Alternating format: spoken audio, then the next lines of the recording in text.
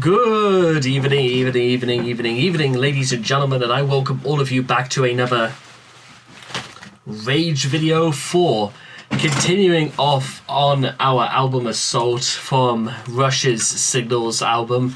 We are now moving straight ahead into what is often referred to as part 2 of Rush's Fear trilogy, which is kind of strange because part 3 was actually in the album previous to this, but what can you do? It's got to be number 2 somewhere. So, without much further ado, ladies and gentlemen, because we're just going to get straight into this one.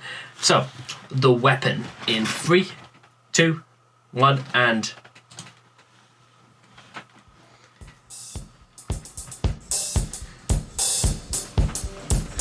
Alright.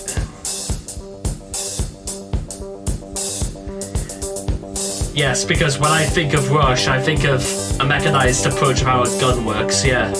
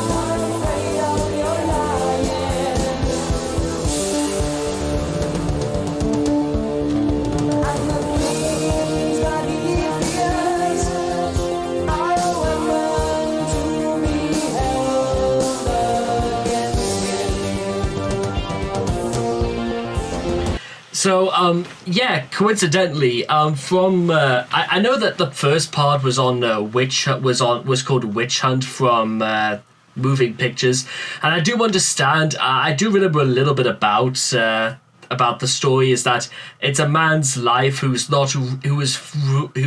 his life out of fear, not out of happiness. Which I kind of think that's a really interesting discussion to have there, because how many of us, ladies and gentlemen, can truly claim to be living in happiness too?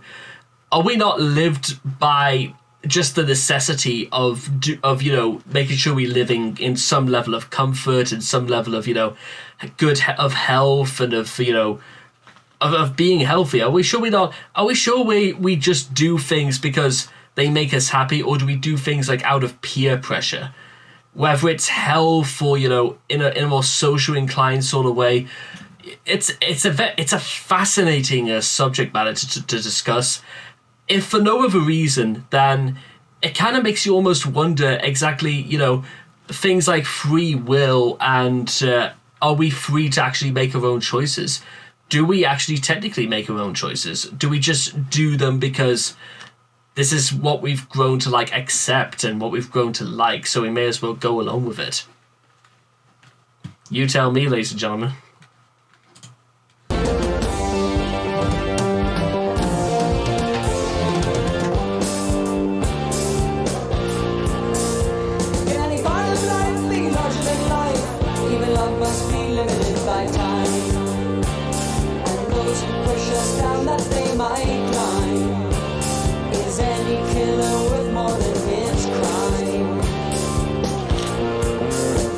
Like a speed blade in a silken sheet, we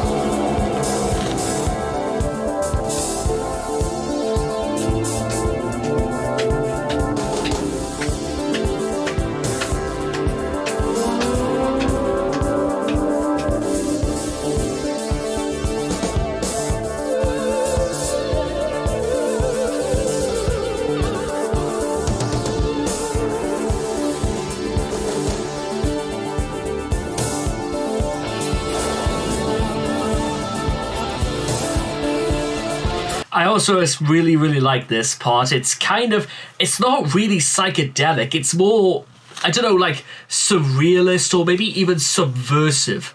Like it's like part of like the real thing, but it's not. And I don't really want to say it like harps on a lot of the trends that a lot of rock music was doing during the early 80s. Because to be honest, I don't really think it does. It's not like it's not like George Michael and Wham, where it was very upbeat. And I'm trying to think of like what offers like a really good example of this. Foreigner is also kind of, well, Foreigner and maybe even Toto at the same time were not really like this. It's mediating somewhere between like psychedelic, maybe something like maybe Electric Wizard. But then again, Electric Wizard wasn't like, I'm trying to think of a little bit more of this time period, if there's like anything else like I could compare it to. I mean, this was like pre-Metallica as well.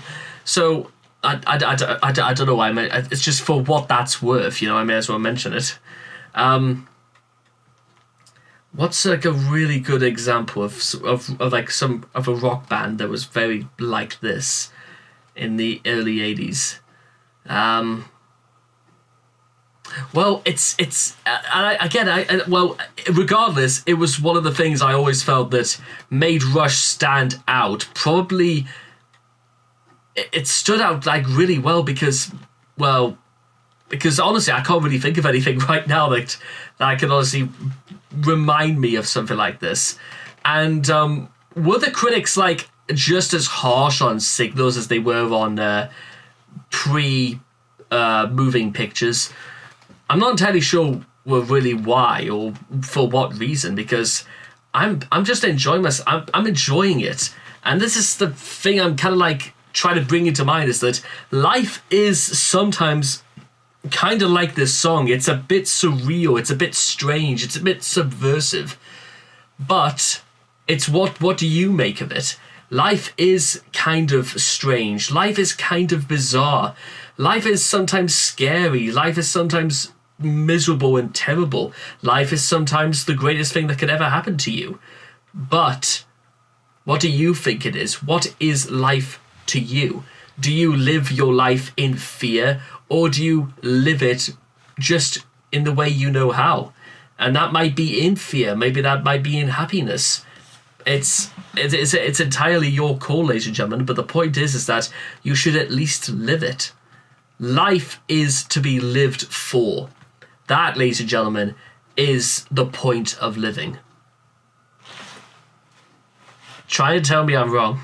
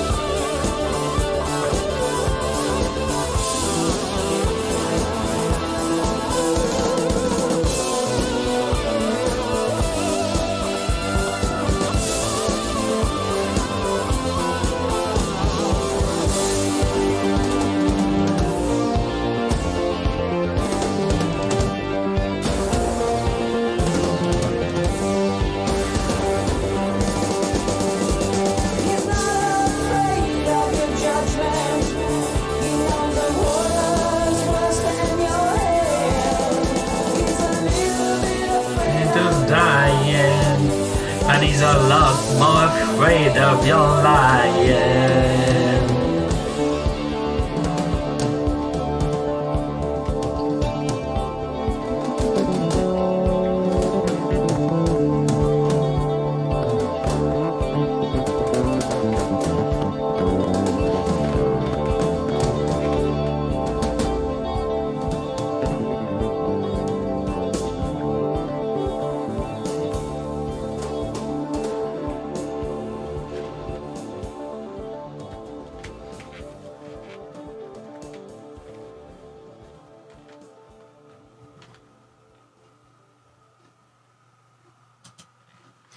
And there we have it, ladies and gentlemen. That was The Weapon by Rush. And again, what I want to emphasize, ladies and gentlemen, about why it's always refreshing whenever I do songs like these, because they reinforce, so they impose, they reinforce certain things that maybe I just was kind of like a little bit out of the groove in.